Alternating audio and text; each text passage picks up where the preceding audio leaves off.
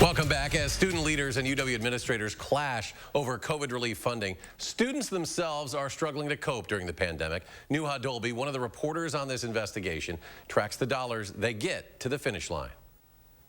We talked about how the universities are spending the money, but what about the students? UW says more than 8,000 students got emergency grants in the second round of federal funding.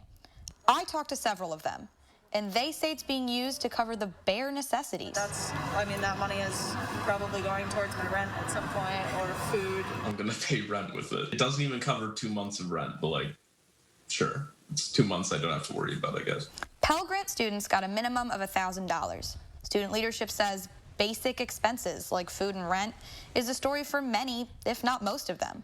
From what I've heard, it's for cost of living, basic necessities to be able to be a student here. But $1,000 now doesn't stretch much later. Luckily for students nationwide, there's a third round of federal funding coming soon, and it involves a lot more money. We'll have more on how many students got aid and how much they got in direct grants. All that will be on our website. For News 3 Investigates, I'm Nuha Dolby.